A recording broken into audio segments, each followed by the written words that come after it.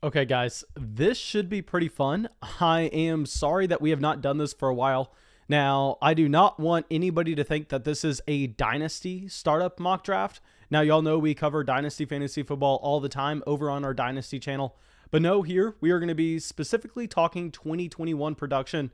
Now, I think that at this point of the offseason, this is something that we actually need to start considering.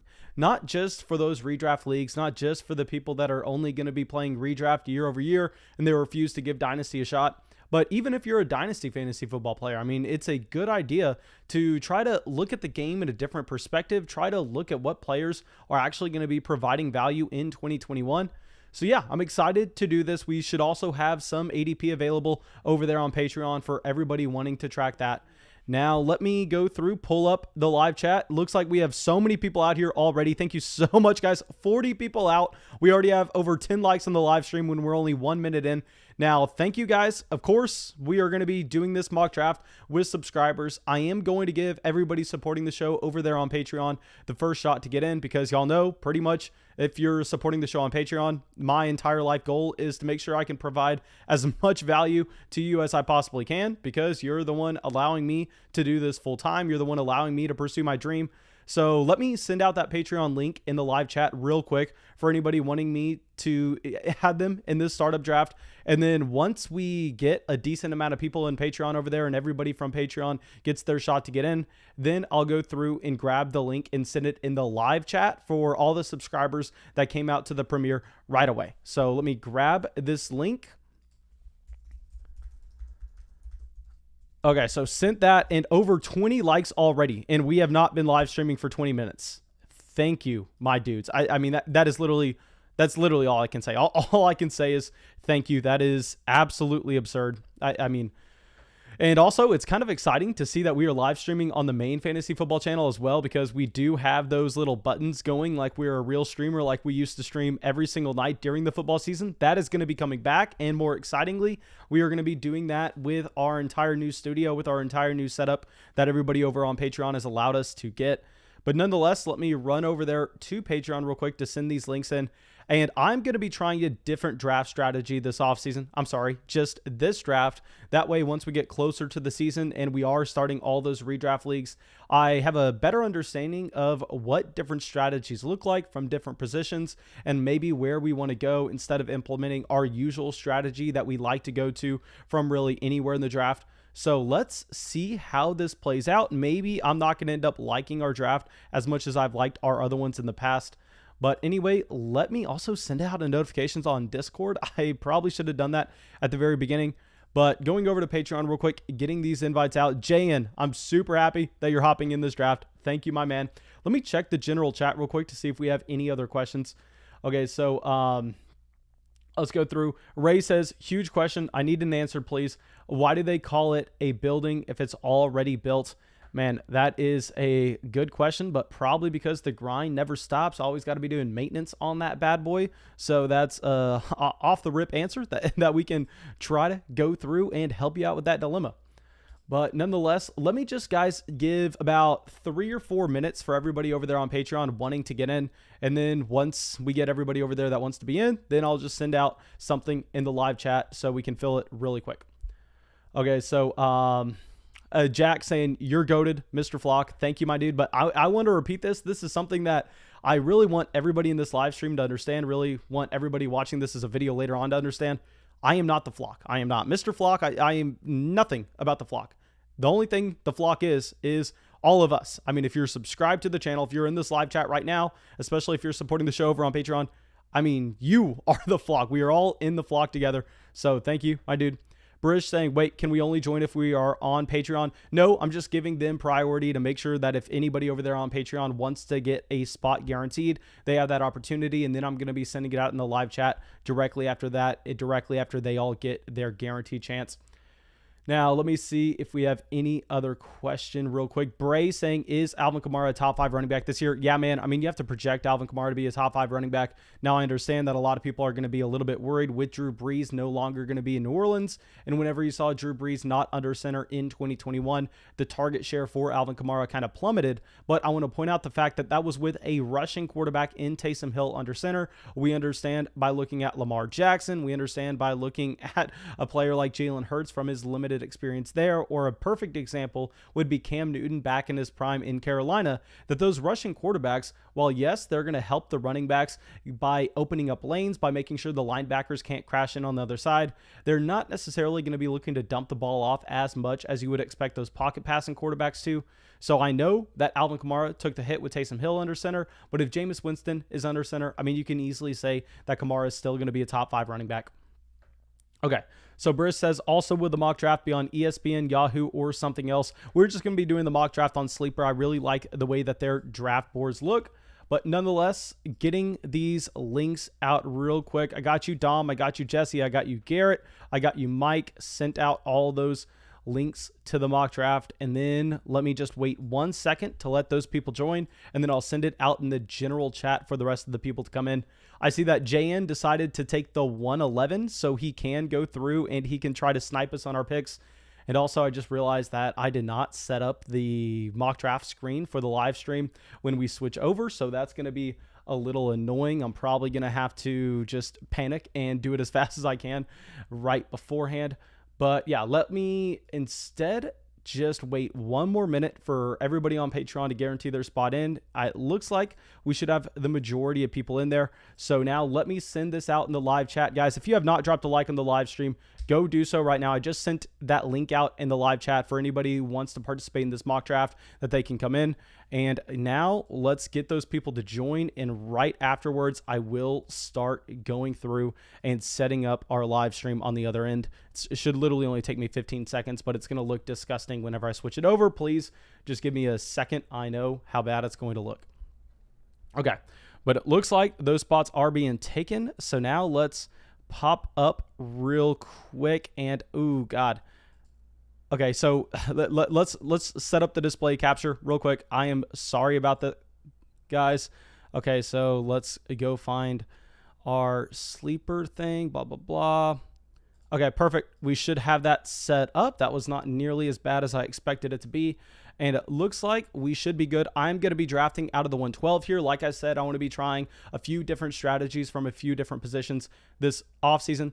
But that's it. Let's get this bad boy going. Let's start this draft. Jack Apple's up there with the first pick overall. Now, with the first pick this year, I mean, in a dynasty format, yes, you can go in so many different directions, but this is a redraft league, so you're going to have CMC going off at the first pick. This is something that you should expect almost every single draft. Now, if you're playing in a league where instead your instead your playoffs start a little bit earlier on, where Christian McCaffrey actually has his bye week. If we pull this up, maybe Sleeper will say this right here. I guess it actually, yeah. So the bye week is week 13. Maybe I'm a little bit confused with this. Maybe this is 2020 rather than 2021. Hopefully Sleeper updates that. But nonetheless, okay, so you have CMC, you have Dalvin Cook, Saquon Barkley, the first 3 players off the board. You should be expecting at the very top of drafts this year, just like last year, you're going to have those 3 down running backs go off, given the fact that they are so safe to project for an insane amount of touches. And with those touches, you should be able to expect a guaranteed baseline of productivity. But nonetheless, we are going to be trying something out a little bit different at the 112. So if our draft ends up looking disgusting at the end, please feel free to roast me in the comment section below. I promise you, my feelings are not going to get hurt. And I also want to point out the fact that this is not going to be a tight end premium league. I am not saying that to criticize the Travis Kelce pick with this 7th overall selection. I'm just saying that for anybody in reference looking at the draft board and trying to figure out where maybe if you're playing in a tight end premium format, these guys should be expected to go. Okay. Now, let me go through. Garrett says, scuffed stream. Man, I have no idea what that means. Hopefully, the stream quality is fine. Please let me know, guys, if something is wrong with this. Mr. Smith says, hey, Mason, following and subscribe from Australia. Love your vids. You got a spot. Man, thank you so much for being subscribed to the channel. What we did here is I just made sure everybody supporting the show on Patreon got a guaranteed chance to get in this live stream. Get in this draft. And after that, then we sent it out in the general chat for everybody else to have a shot. But nonetheless, here, I think, okay, I'm just going to let y'all know what I'm doing here. So if we are playing in a regular league, I think what we would be doing is we would be taking a running back like Aaron Jones or Ezekiel Elliott and then double tapping him with a wide receiver like Tyreek Hill on the way back. But we are actually going to be attempting to pull off a 0 running back draft in this one. So because of that, we are going to be doing something a little bit different here. I just want to see how this team ends up. So let's take Tyreek Hill and Stephon Diggs with back-to-back picks at the 1-2 turn. Now, there are a couple different running backs you could have looked to go here over Stephon Diggs. I think Tyreek Hill would have been a selection of mine regardless because I really like the value that he represents with the last pick in the first round. Tyreek Hill is actually my wide receiver 1 in redraft leagues in 2021. Now, if you're talking dynasty, there, I'd prefer to go with a guy like A.J. Brown, someone that's a little bit younger, someone that you can get excited about his long-term outlook. But no, this is redraft, and for 2021 production, Tyreek Hill is actually my wide receiver 1 for the time being, given the fact that with Devontae Adams, you don't necessarily know if Aaron Rodgers is going to be there. So Tyreek Hill, Stephon Diggs, if we are going to be trying a 0 running back build, I think we have to be excited about that. Okay, so now let's go through. Okay, everybody's saying stream is fine, stream is fine. Okay, perfect. I guess I am just not cool enough to know what scuffed stream means, but nonetheless, we are fine with that. And now let's see. And Garrett saying, damn, this filled up. Yeah, I mean, if we send that out in the live chat with 100 people in here, of course, the mock draft is probably going to fill up in about 15 seconds. That's why I wanted to make sure everybody on Patreon had a shot to get in beforehand. But over there on Patreon, I will say that we are most likely going to be starting our redraft leagues because y'all know that we ran a ton of Patreon redraft leagues last year. And to be honest, I mean, while we crushed in the dynasty leagues, we played, I believe, in 9 of them, and we only missed the playoffs in 1 league, and we missed it by 1 spot as well. I mean, in the redraft leagues, I wasn't nearly as solid as the dynasty format, so I'm out for revenge this year. I believe we did not win a single redraft league with the subscribers and with the people on Patreon last season, so I promise you, we are going to be coming out, and we are going to be putting up a much better performance in 2021. But now if we are tracking how this draft board is falling after we take Tyreek Hill and Stephon Diggs with back-to-back picks with the 1-2 turn, there you have a nice balance of players coming off the board. You have Swift, which is another running back you could have been looking at. We ended up taking Swift in the middle of the 2nd round in our last mock draft. Then afterwards, you have George Kittle. George Kittle, if it was a tight end premium format, I 100% would have gone with Kittle at the 1-2 turn over Stephon Diggs, most likely. But nonetheless, at the 203, you can't really fault the pick. Then directly after that, you have Nick Chubb, you have Ezekiel Elliott, and Aaron Jones.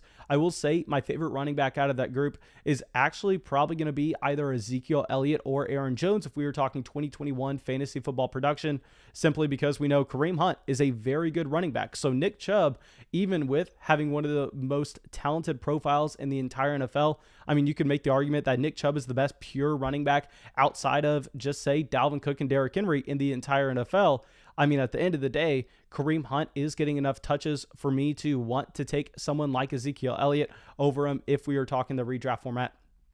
But nonetheless, I mean, we do have some people in the live chat, like Toast coming out, says Chubb and Elliott ain't slipping that far in real drafts. Yeah, I think that Ezekiel Elliott in a real draft, once we get closer to 2021, when people kind of shake the dynasty mindset out of their minds, Ezekiel Elliott is going to be someone that is probably going to be rising up into the late 1st round, just because he's a player that you can safely project for an insane workload every single season.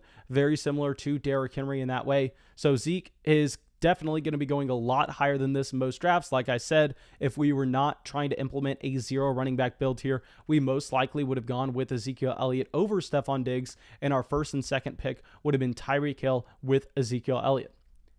Now, Alex coming out says unreal value on Austin Eckler. Yeah, I mean, at the 210, that is exciting value, especially in those redraft formats, because with Eckler, I mean, this is a team that instead of bringing in really any competition at all this offseason, they go through and they get a massive upgrade for the offensive line in Rashawn Slater. So yeah, I mean, Austin Eckler has to be a winner from the offseason. And also, we just know that when he's been healthy over the past 2 seasons, there have been very few running backs in the entire NFL that have been productive as Austin Eckler. Okay, Jace is saying, are you going to be doing another mock draft, Mason? Yes, we are probably going to be doing mock drafts every single week for this channel, just so we can go around. We can make sure that we are comfortable drafting from a multitude of positions. And also, I want to get a solid set of ADP going into the year. So we're probably not going to be doing another one of these rookie mock drafts until next week, though. But directly after this live stream, I'm going to be hopping over to the Dynasty Fantasy Football live stream. And there I'm going to be going through, and we are going to be getting some rookie drafts going. Probably going to be getting 3 or 4 of those going off. But I'm sure that a lot of people watching this don't care about Dynasty. And that's why you don't have to deal with Dynasty Fantasy Football on this channel. And we keep the two completely separate. Okay, Scrotum says, do you believe in the Lions running back curse? No, sir, I do not. I simply, that's just, I think, kind of, not worth my time, to be completely honest. I mean, it's not worth my time to go through and look at quote-unquote curses, the Madden curse. I mean, that is just not too correlated to what you should expect in the future. But what I do want to point out is DeAndre Hopkins at the 302. If we were talking wide receiver value, I mean, there is not much of a difference between Stephon Diggs at the 201 and DeAndre Hopkins at the 302. So I really like that value of DeAndre Hopkins in the early 3rd round. And Calvin Ridley is also a player that can be rising this offseason if you do, in fact, have Julio Jones traded off the Falcons. Now, that's something that I really can't expect to happen, but nonetheless, if you did, I mean, Calvin Ridley would jump up from a player that was already seeing 25% of his team's targets to possibly someone seeing closer to 30% of his team's targets, and that's how he gets into that Devontae Adams from 2020 range, and that's how he gets into the Michael Thomas from 2019 range. Okay, Leonardo says, hey Mason, I'll be listening during my intelligent systems exam. Man, please talk to me as if I'm an idiot. Let me know what intelligent systems are and what the hell you're taking an exam with it for. But Najee Harris at the 306, Najee Harris at the 306 is a fantastic value. I promise you, this is a player with a projected workload that you should expect him going in the late 2nd round by the time drafts get kicked off later this year. I promise you Najee Harris is going to be a riser. Okay, Darcy says, where do you gauge Amari Cooper as a wide receiver 2 with the return of Dak Prescott? So y'all know I love Amari Cooper. I mean, we got an Amari Cooper jersey behind us. I think Amari is a very safe option to have as a wide receiver 2 on your team. And by safe option, I mean if we are talking end of season production. Now, of course, Amari is a player that's a little bit more volatile on a week-to-week basis, where that's kind of what you're just going to be having to deal with when you draft someone like Amari Cooper. Now, looking at how this board is shaping up, I think maybe we're going to make a surprising draft pick at the 312 if we do not see a player go off the board. But, I mean, there are a ton of guys that we can choose from. I would have loved to see Darren Waller fall to us at the 312 because when you're going 0 RB, getting that elite level tight end is definitely something that's going to be advantageous for you if you can do it at a reasonable price. And Darren Waller at that pick was fantastic. Now here you do have CeeDee Lamb, Travis Etienne going off the board. In our Dynasty channel, we actually have a Travis Etienne video coming out tomorrow that I think is going to be fantastic for anybody wanting to look at Travis Etienne. But anyway, Jay in on the clock here, and I know he is not going to go quarterback. I mean, even in our Superflex Dynasty leagues, he just punts the quarterback position. So here we actually get a very nice setup. Now, y'all know I never advise drafting quarterbacks early in fantasy. I mean, most of the time with how replaceable the position is, you are losing on too much value later on in the draft. But no, here I think it makes sense, especially when you have Mahomes falling to the 312. You took Tyreek Hill at the end of the 1st, so you get that naturally built-in stack. So we are going to be going with Mahomes with one of these picks. And the next question is, what wide receiver do we go to? And because this is a redraft league, there are really only going to be 2 guys that I'm looking at. It's going to be one of Michael Thomas or Allen Robinson. But nonetheless, let's plug in Patrick Mahomes right now at the 312. That's going to be a perfectly fine pick given the fact that you do have that Tyreek Hill stack, getting that correlation built into your starting lineup. Now here between Thomas and Allen Robinson, this is where we have a little bit more of a decision point. And I think because both wide receivers are so close for us, I think what we are simply going to be doing here is going with the player that has an ADP 6 spots higher, because if y'all don't know how I play fantasy, I invest a significant amount of money. I play in a ton of leagues every year. So when there are two players specifically in a redraft format that I like equally in the same tier, what I always like to do is just go with the player that has the higher ADP, because most likely in one of the other drafts that I'm participating in, say instead we're picking in the middle of the fourth, in one of those, I may not have the option between a Michael Thomas and an Allen Robinson. So if I take Michael Thomas here, then maybe later on I can get Allen Robinson at a slight discount, given the fact that you do have that difference in ADP. Okay.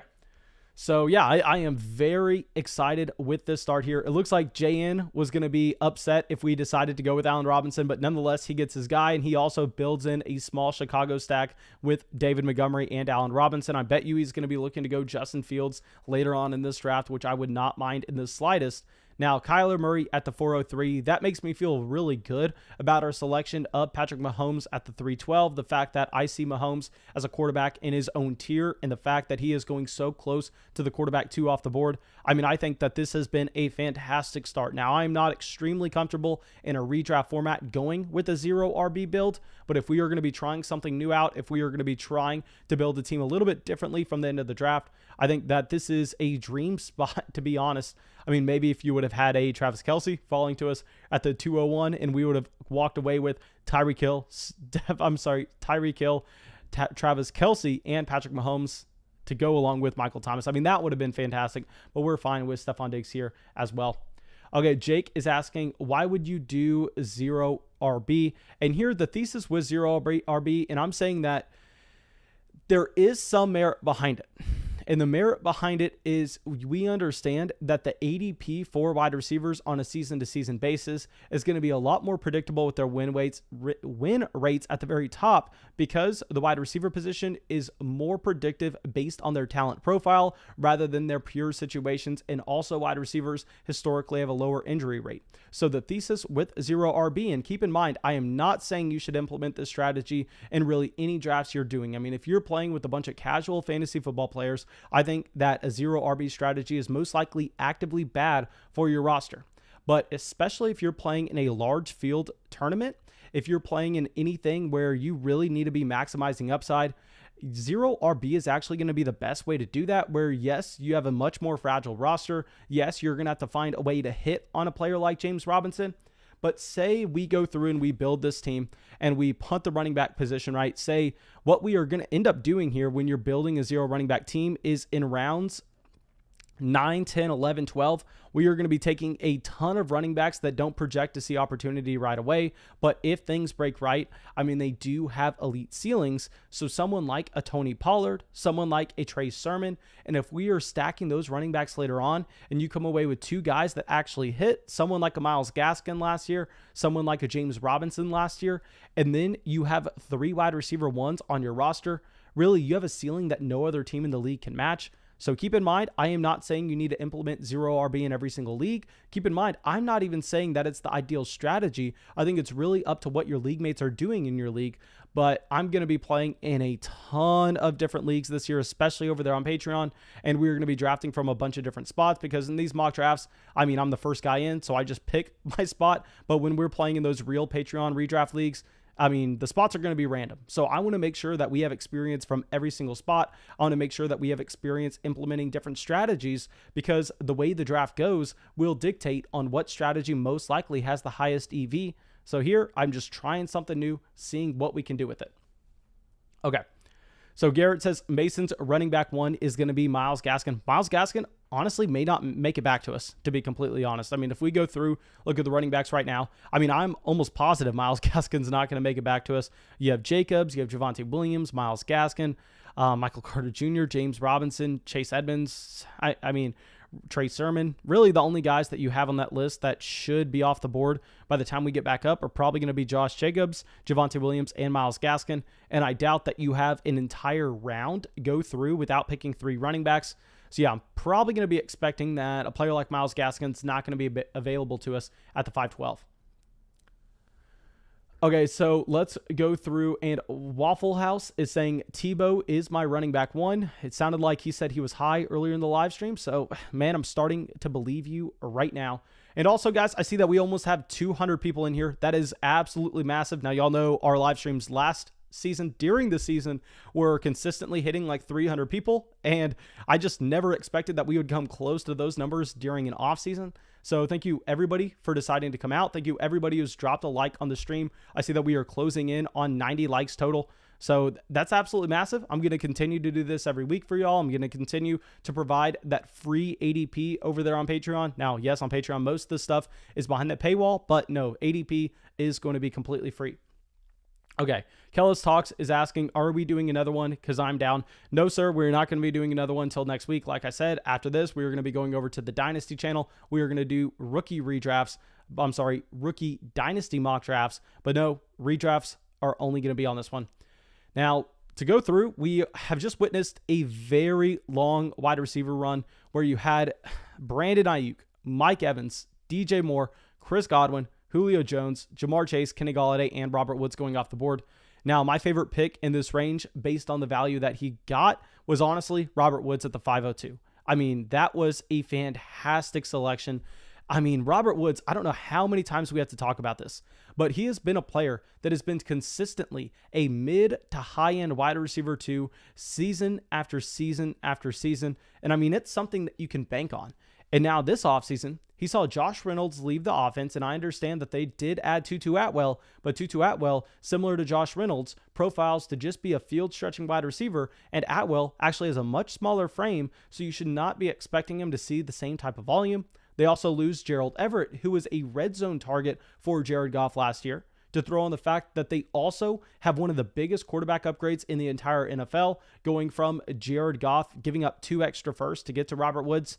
So I've said it before, and I'll say it again. I think Robert Woods is someone that has been a high-end wide receiver 2, and he's going to continue to get drafted in that range. And he is someone that, because his situation has drastically improved, I would not be surprised if Robert Woods was a top 5 wide receiver in 2021, as crazy as that sounds. I mean, in a redraft format, it's very hard to find a 5th-round pick that is going to be anywhere close to having the floor and ceiling combination of someone like Robert Woods.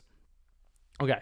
So Mark coming out says, does your draft board change if you're playing in a non-PPR format? Yes, if you're playing in a non-PPR format, man, I mean, it's running back, running back, running back, running back, running back, running back, running back, running back, running back. I mean, my first 6 picks would be a running back. Obviously, that's not true, but man, here, like when we are doing going 0 RB, I mean, you would never be able to do that in a non-PPR format. In a non-PPR format, you are heavily incentivized to be drafting those running backs over and over and over again, because there you're mainly just chasing that touchdown volume. Okay, G-Mitz is saying, sup, buddy, saludos. I can't speak. But anyway, FX for show. Man, of course, I remember FX for show. Thank you so much for coming out. Very excited to see you out here. Now, looks like we may actually be getting a running back in the 5th round. I hate to jinx ourselves. I know that because we're on record saying we're going 0 RB, and I thought that there were no running backs going to be left for us at the 5-6 turn. I mean, maybe people are going to snipe us here, but nonetheless, I mean, I think we're excited with what we are going to be looking at. If we do decide to go wide receiver, I mean, there aren't that many exciting options, to be completely honest. I think that the wide receiver board has kind of dried up. And yeah, you do have Myles Gaskin going off the board here, which is disappointing. We would have obviously loved to get Myles Gaskin at the 5-6 turn. And we can't really be looking at quarterback. Obviously, this is a 1 quarterback format. We already decided to take Mahomes at the 3-12. So now I think it's going to depend. It's going to depend. Okay, Kyle Pitts going off the board at the 5-10. Now, y'all know I am on record saying I do not like Kyle Pitts as the 4th tight end in redraft leagues this year, but generally you're seeing him go a lot closer to that Darren Waller pick. So if you're ever going to be drafting Kyle Pitts in a league, I mean, at the 5-10, I guess that's a fine price point to do it. I obviously would prefer someone else, like maybe a different tight end we are going to be looking to draft here. But the thing is, do we just take it? I mean, I hate looking at this situation. I hate the fact that this is going to be a low volume offense. They bring in competition. He's never really been a pass catching running back, but given the 0 RB builds, I think we may end up having to press the button on Josh Jacobs. So we are going to be going with a tight end here, most likely. Actually, no, you know what we're going to do? I vote we go DJ Chark with one of these picks as our wide receiver 4. And keep in mind, guys, this is a league where you can start 3 wide receivers and you start 2 flexes as well. So literally our top 5 wide receivers can all be in our starting lineup. Now, I don't know if we are going to be going with a 5th wide receiver here with the first pick in the 6th round. It's going to be mainly between my highest tight end available on the board right now, which is going to be TJ Hawkinson, now that we have more target competition in Baltimore. The wide receiver position, I mean, it would probably be Jerry Jeudy, but the thing is, I mean, with Jerry Jeudy, you're pretty much banking on Aaron Rodgers going there to raise the overall ceiling of the offense. So I think we go DJ Chark and we actually go Josh Jacobs. I'm comfortable with us and our ability to be able to identify late round tight ends. So here, this is going to be the start to our draft. I mainly decided to take DJ Chark ahead of Josh Jacobs, so I didn't have to look at the draft pick of Josh Jacobs at the 512 and be disgusted. But here's our draft so far. Please, guys, let me know your thoughts. Please feel free to roast me in the comment section below, but we're trying something new here and we're seeing how it goes. I honestly do not mind the start at all, and I will be the first person to admit, y'all know going into the NFL draft, specifically on the Dynasty channel, what I did is I went out there and I went, hey, I am worried about this Jacksonville Jaguars situation. I would not be heavily investing into DJ Chark. I would not be heavily investing into Laviska Shenault or James Robinson, because this current coaching staff has no allegiance to any of those players there. You could see them do something crazy and decide to draft a wide receiver like Rashad Bateman with the 25th overall pick. And yeah, we were right halfway and we were wrong halfway, where the craziness that they do is at the running back position. But nonetheless, nonetheless, you actually have DJ Chark safe there as the wide receiver 1A to Laviska Shenault's wide receiver 1B. So there, we're just going to be taking our L. We are going to be eating it, and we're going to be taking DJ Chark there at the 512. Okay, so now Dom Costa is saying, y'all not rocking with Kyle Pitts, ?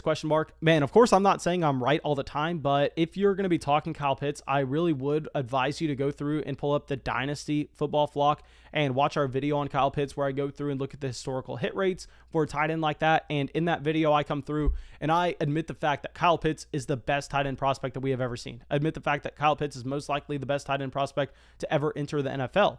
But to go along with that, we did say that Kyle Pitts, if you're looking at a profile like that, investing into him as the 4th tight end off the board in a redraft league is one of the worst bets that you can ever historically make. I mean, literally, Kyle Pitts has to be one of the best rookie tight ends of all time to justify that selection. So just saying, hey, what if he's a great rookie tight end? What if he is a very good rookie tight end and we can be looking at him as one of the top 10 rookie tight ends of all time? I mean, he still doesn't beat his ADP. For him to beat his ADP at tight end 4 overall, he literally has to be the best rookie tight end of all time. If he wants to match it, he has to be top 3. But if he wants to beat it, he has to be the best rookie tight end of all time.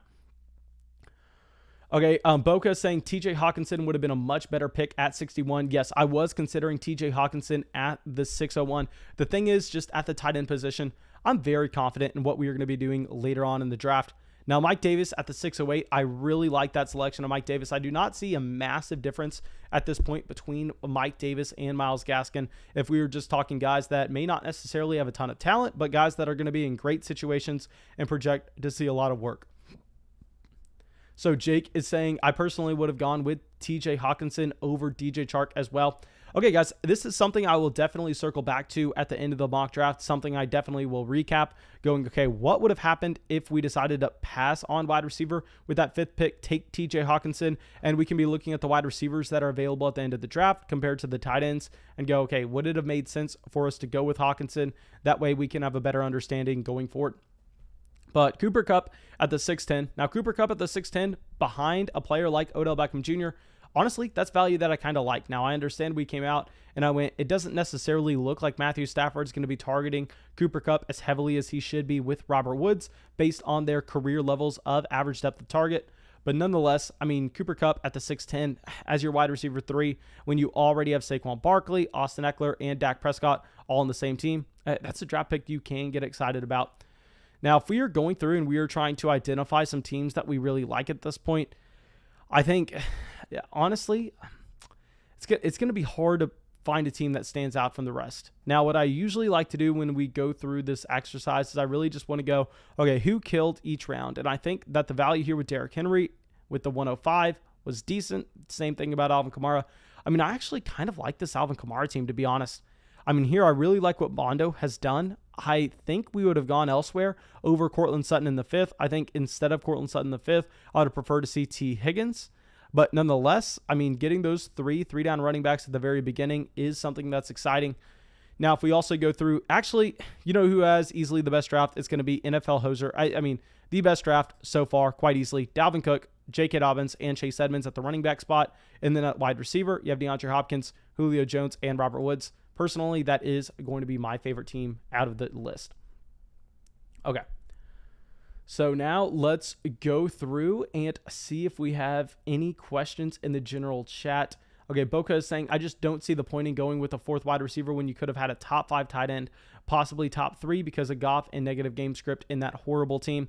Man, here, I will say that I am a player to always get suckered into that tight end tier 2. I am always getting suckered into the players that are going off in this range. In past years, it's been guys like Evan Ingram. And if you look at historical hit rates, if you're just talking fantasy football draft picks, historically, the tight ends that have been going in rounds 4 through 8, they are generally very bad picks because they are players that you cannot naturally assume that they are going to have an elite production profile similar to a Travis Kelce, a George Kittle, or a Darren Waller. And they're just the speculative guys that we know have a ton of talent. I mean, we can safely say that a player like TJ Hawkinson has a ton of talent. But to go along with that, he doesn't necessarily have the guaranteed workload as those other guys at the top, and we have not seen it over a consistent period of time. And we know every single year, I mean, there's the Logan Thomas, there's the Robert Tonyan. I mean, there are always those tight ends that you can identify at the end of drafts and those guys that you can pick off the waiver wire in a redraft format. So I think if we were going to be talking about punting a position, the tight end position, if you miss out on the Travis Kelce, George Kittle, Darren Waller tier, there, I think I am more than willing to punt the tight end position, to be completely honest. Okay, so Jack is asking, how do you think Josh Jacobs will do this year? Because I don't want to draft him. Man, to be completely honest, I don't want to draft Josh Jacobs either. I mean, Jacobs has been a running back that has really never gotten receiving usage at the NFL level. Also, they bring in Kenyon Drake on a very nice contract, a surprising contract, to be honest, with what I thought Kenyon Drake was going to get. Now, if you're looking at the realistic projection, I think that Josh Jacobs is most likely going to be the first and second down running back on a below average NFL offense. And that is not how you identify upside at the running back position. So to be honest, I do not like the idea of drafting Josh Jacobs either. But here at the 601, I think it is something you can look to do. Okay, so Angel is asking, so why didn't you draft Chase Edmonds if you didn't want to take Josh Jacobs? To be completely honest, if you just went through and looked at the ADP chart, now this is something that I definitely want to improve on over there on Patreon, and that's why I'm going to consistently be doing these mock drafts throughout the entire offseason. There was actually a small chance that Chase Edmonds made it back to us at the 7-8 turn. Now, I know that was a small chance. It was an outside chance, but nonetheless, it was something that I was willing to look at, where we knew that a player like Josh Jacobs, I mean, there was a 0% chance that he was going to be falling. So I kind of just took a small risk going, maybe we can get a Mike Davis, maybe we can get a Chase Edmonds at that 7-8 turn. Of course, that's not how it works out. That's how it's going to be the majority of the time. But yeah, Josh Jacobs, I mean, very rarely is he ever going to be there. So I'm just going to hold my nose. I'm going to press that drop button, and hopefully we don't have to do that again. Okay, so now let's go through and see if we have any other questions. Okay, Scopes is asking, are you doing another draft after? Guys, I'm very sorry. We are not going to be doing another draft after this. I've probably said this 5 times now, but I know a lot of people are just now joining the draft. And I will be doing these every week. And right after this, I'm going to be going over to the Dynasty Fantasy Football channel, and I'm going to be live streaming rookie mock drafts with subscribers at the same time. But no, if we were talking redraft, full drafts, 15 rounds, this is only going to be a once a week thing, guys. I am very sorry about that.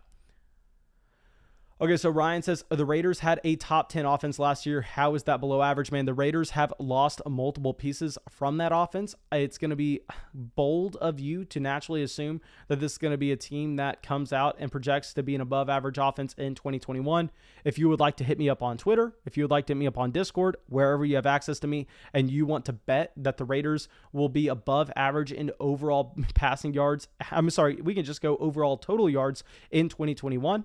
I would love to take that bet. I guarantee you that they are going to be 16th or lower in total yards, and I'd be willing to put my money where my mouth is. Now, if we go through, it looks like this wide receiver tier has taken a sharp fall off after Tyler Lockett at the 702. And yeah, I mean, Tyler Lockett at the 702 was also another fantastic selection.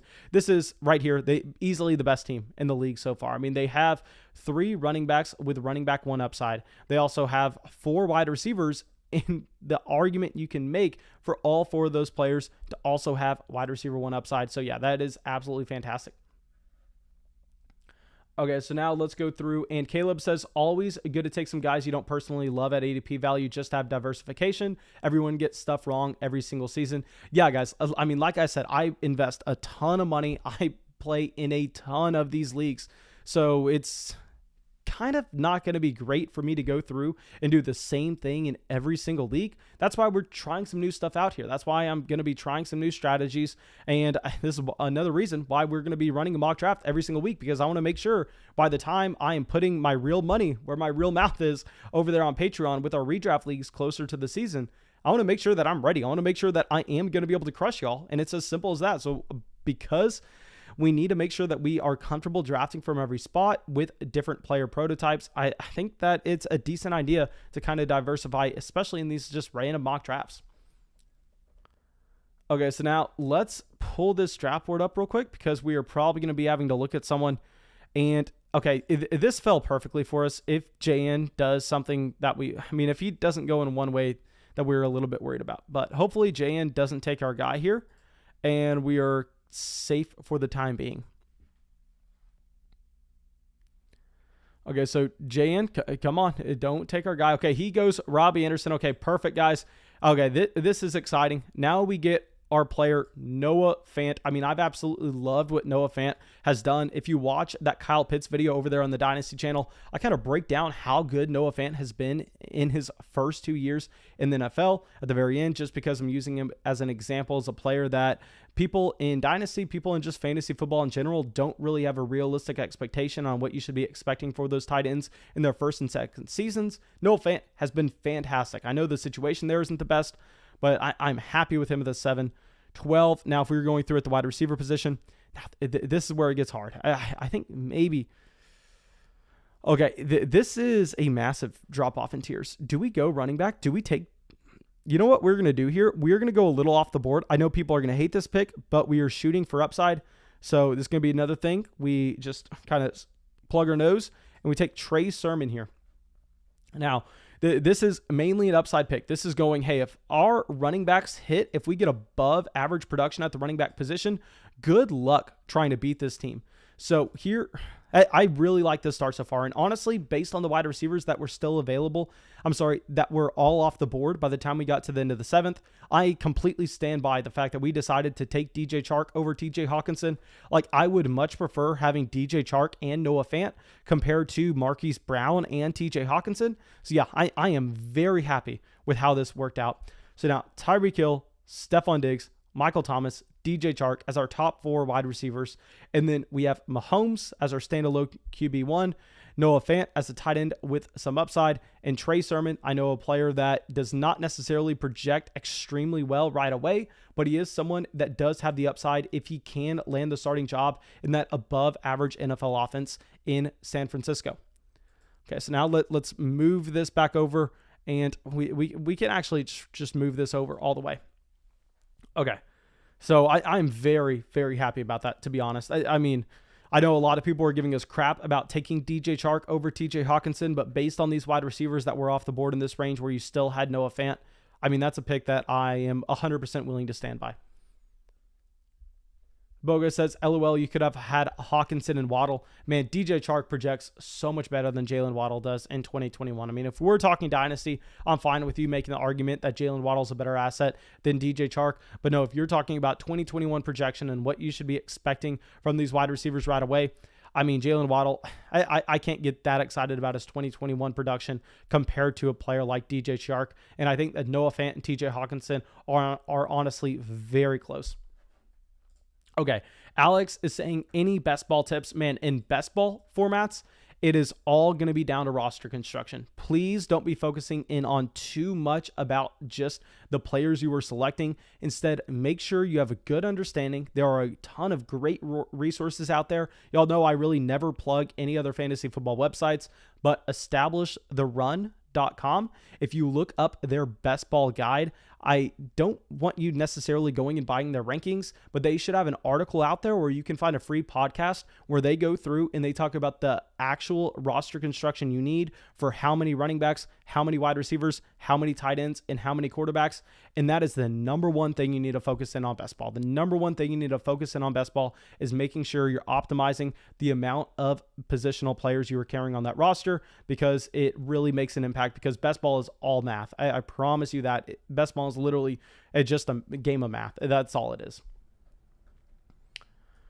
Okay, so now let's go through, and Mob is saying, sorry, I just can't get behind drafting Sermon over Robinson in redraft. Man, that is a completely fair point. I think that most of the time people would decide to go with James Robinson over Trey Sermon, and it is a fair point that we could have possibly gotten Sermon at the 9-10 turn. So yeah, maybe that's something that we have to look to do in the future. I will agree with you on that one. I'm not going to argue.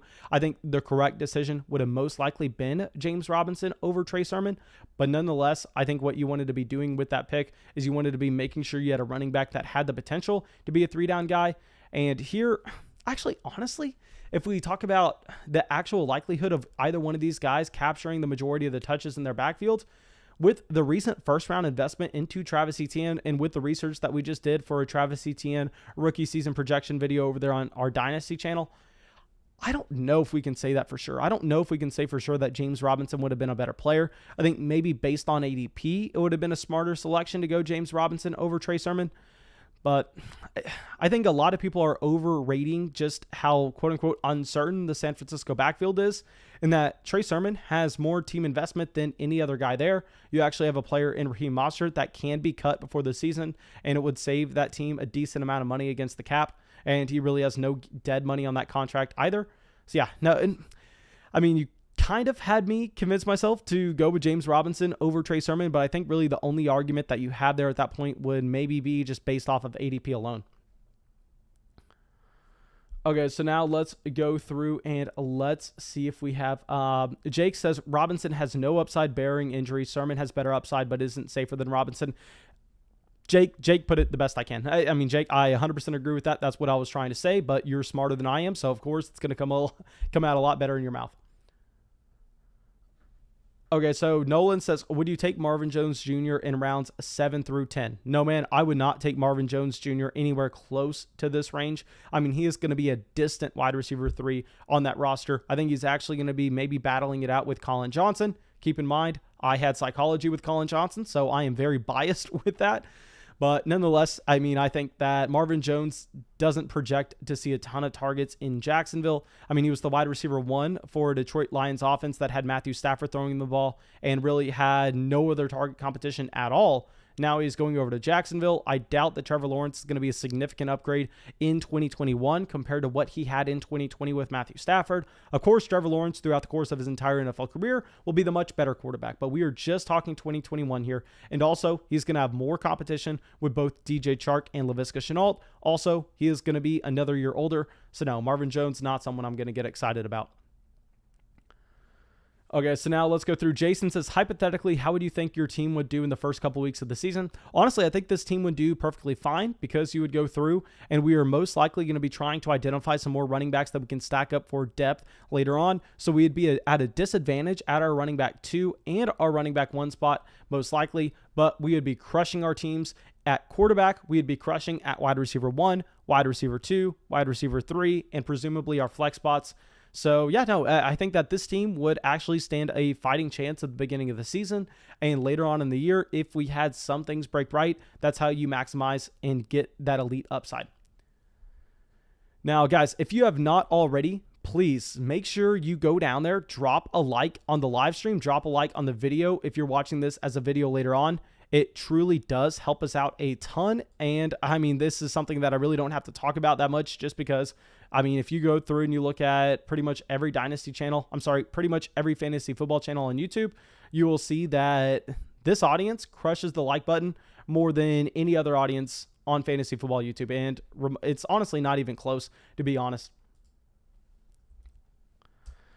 Okay, so Tony Pollard, they're going at the 903. Tony Pollard is someone that I would have liked to draft here at the 912. And honestly, looking at these quarterbacks going off the board, like the fact that Joe Burrow goes off the board here at the 904, it's having us question taking Mahomes at the 312. And I know that sounds crazy because you're never going to see Mahomes go that late in a draft. But I will say, just because you're looking across and you're going, hey, some of these other quarterbacks were absurd values. I mean, getting Russell Wilson in the middle of the 6th, maybe it would have been better if here. Actually, it probably would have been a lot better. I think I would have preferred having Allen Robinson and Russell Wilson compared to DJ Chark and Mahomes. Maybe the one thing that makes me a little bit hesitant in saying that is because we have Tyreek Hill to stack with Mahomes. But let me know what y'all think, guys. Let me know if y'all think we should have waited even longer on the quarterback position. Like, would you prefer having the combination of Patrick Mahomes and DJ Chark or Allen Robinson and Russell Wilson?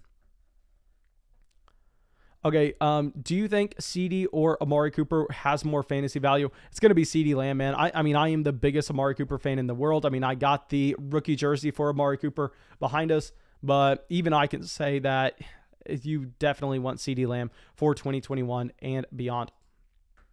And I know this is just redraft, so we shouldn't be talking about beyond, but still, I just want to throw that in there. Okay, so now we are going to be up on the clock. We kind of have some more flexibility at this point, given the fact that we do have 4 wide receivers, 2 running backs, a tight end, and a quarterback. Really, the only positions we can't look at are going to be quarterback and tight end. So let's go through. Let's scroll the wide receiver spot. Let's look at also the running backs as well. There's one wide receiver that stands out to me as a value. Outside of that, there are not too many other players that I am interested in. Now, JN decides to go with Chuba Hubbard. So here, that's going to allow us to go with Elijah Moore. I'm not going to select him right now just because I want to make sure we use as much time as we can to find our second player. So at this point, the thing is, do we start taking our shots at those upside running backs that if things break right, we think they can be running back ones? Like, is it the right time to start drafting those handcuff guys? And honestly, based on what's available at the wide receiver position, I think that we can. So what I'm going to do here is I'm going to take Elijah Moore, and then I'm going to follow it up with a running back that I do think has elite upside if something happens in front of him in A.J. Dillon. Okay, so now let's recap the team real quick so everybody can see it. Okay, so here, our wide receiver room has Tyreek Hill, Stephon Diggs, Michael Thomas, DJ Chark, and Elijah Moore. Our running back room is absolutely disgusting, but that's what you're going to be expecting on a 0 running back build with Josh Jacobs, Trey Sermon, A.J. Dillon. Then we also have that elite quarterback in Mahomes and Noah Fant. Okay. But now let's go through Tyler Higbee at the 10:02. I actually like Tyler Higbee this year a lot more than I liked him last year just because the situation is significantly better. But let's see if we have any other questions. Let's see if anybody got back to us on if they would prefer having Allen Robinson and Russell Wilson or Mahomes and DJ Chark. Okay, Jason says Mahomes isn't great value in my opinion when you have studs and potential studs going in the 6th and 8th rounds. I am right there with you, to be honest. Okay, Butthead saying, don't really like your team, Mason. Honestly, knowing that we are trying to do something different, knowing that we are trying to go 0 RB, it's a lot better than I expected. I will say that. I figured that we were not going to like this team at all, given the fact that we were trying to do something new, and we were just testing it out if we ever feel the need that we maybe have to implement this in a draft going forward. But yeah, no, I think that, to be honest, it's ugly on paper. But if things broke right, this team would have league-winning upside. I mean, literally, guys, the only thing that this team would need to access that league-winning upside is say, what happens if Trey Sermon does indeed become the starting running back in San Francisco, which I think that, I mean, that's not too unlikely. This team traded up to draft him in the 3rd round. We have seen time and time again that those 3rd round NFL drafted running backs, they do get opportunity at the NFL level to be a starting running back. And then also, if you end up having an Aaron Jones injury, we are looking at this team going, hey man, it's unbeatable. I know that's 2 things that need to happen. I know neither thing is very likely, but we have to understand that this is also a team that can churn the running back position during the season, and we're really not going to have to worry about wide receiver. Okay, Alex is saying K-Oxide has my favorite team, so looks like calcium oxide. Is that what that's supposed to be? But nonetheless, Jonathan Taylor, Najee Harris, and Leonard Fournette as their 3 running backs. At wide receiver, they have DK Metcalf, Brandon Ayuk, T. Higgins, Will Fuller. Yeah, I actually really like this team as well. I mean, I think that I would have done the exact same thing in the 1st round with Jonathan Taylor.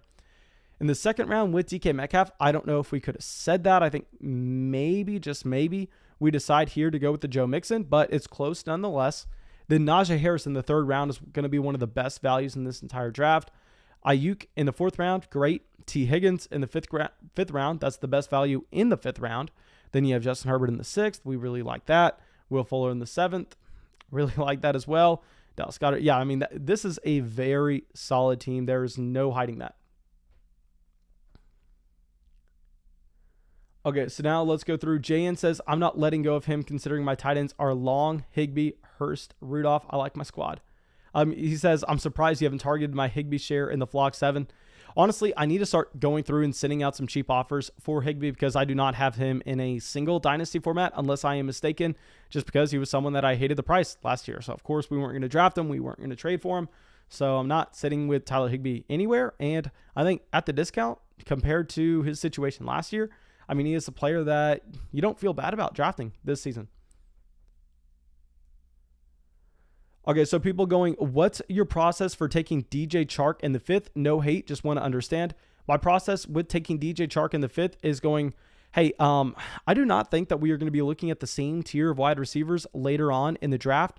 I mean, I think DJ Chark projects to be a significantly better wide receiver than the other options that we had there available for us in the 7th and 8th round. I mean, you're looking at DJ Chark versus guys like Hollywood Brown, Jalen Waddle, Jarvis Landry, Corey Davis. I mean, DJ Chark blows them out of the water, in my opinion. And if you're looking at the other guy that we would have considered going with, a player like TJ Hawkinson, we ended up actually staying within that same tier and getting Noah Fant with that next pick.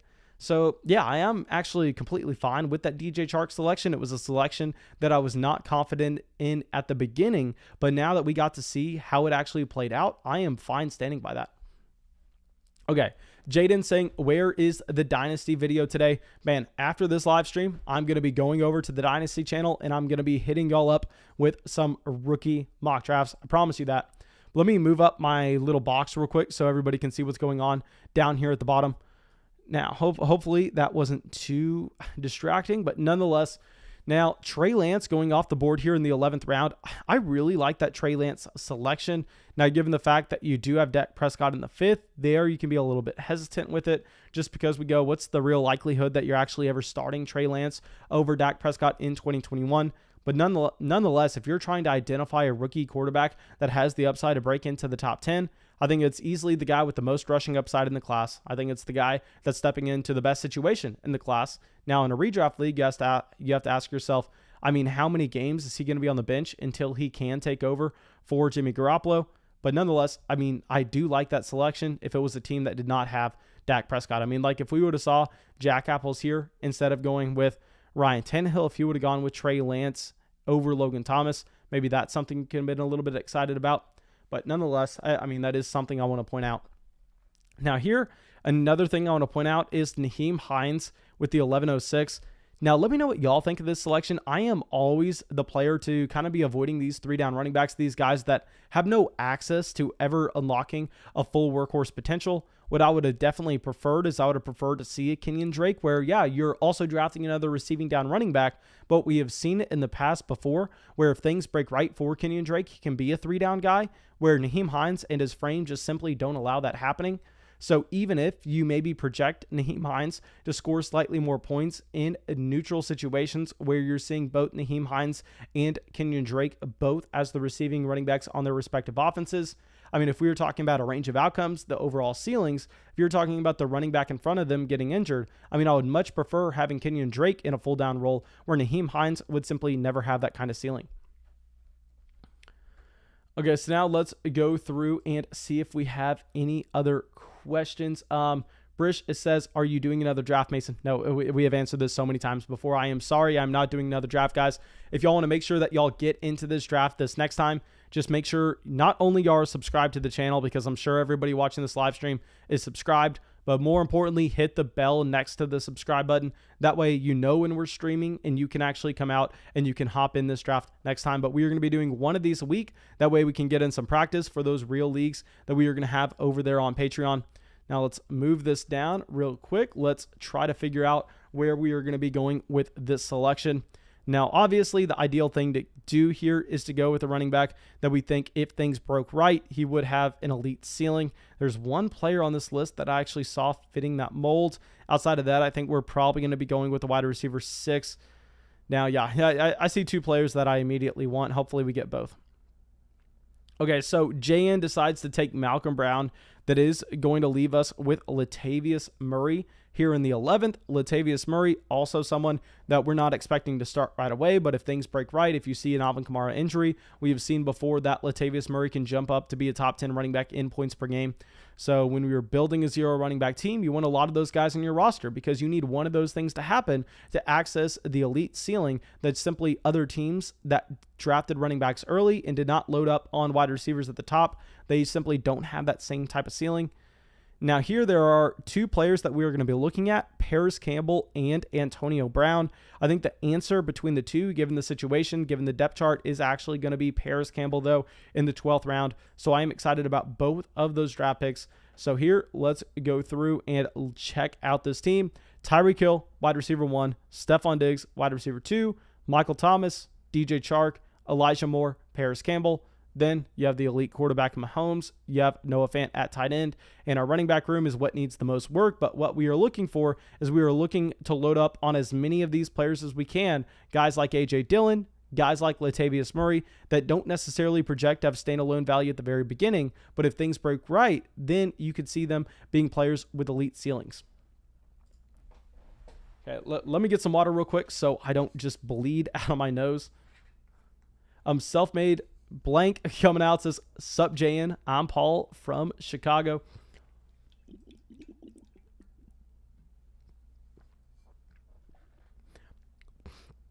Okay, let's go through. Garrett Watson says, Logan Thomas was tight end 3 last year. I'm okay with him in the 11th.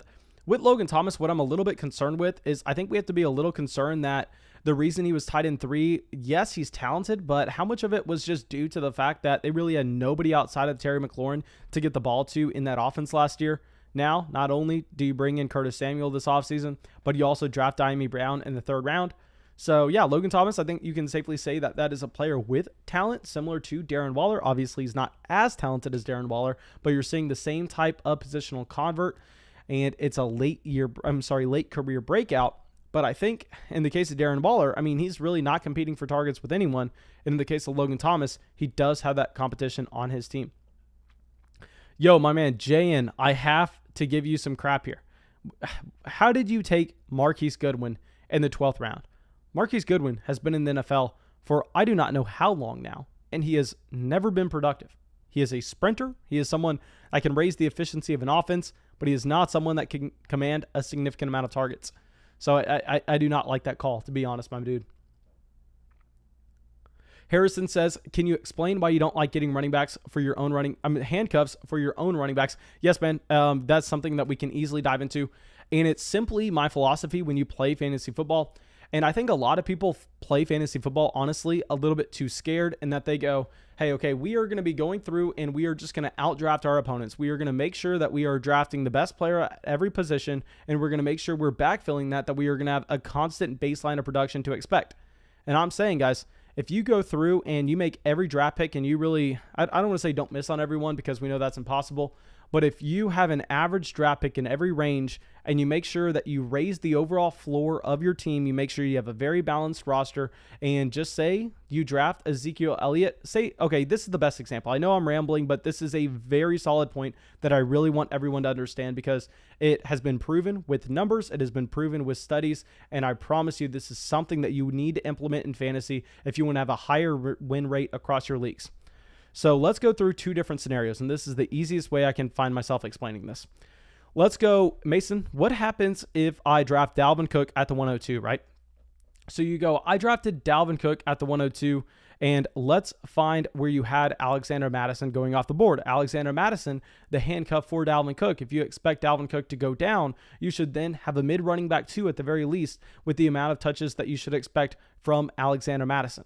Now, if we go through and you see that Alexander Mattison went in the 11th round and you ask yourself, okay, so yes, if Dalvin Cook goes down, that 11th round draft pick that I spent on Alexander Mattison now becomes a hit. That is a draft pick that you should have a much higher expected value compared to the other players going in that range, given the fact that he is stepping into a significant amount of opportunity. So you could call that player a quote unquote league winner, right? So say you draft Alexander Mattison in the 11th round, Dalvin Cook tears his ACL in, say, week 2, and then all of a sudden, the player you drafted in the 11th round becomes a running back 2 in fantasy.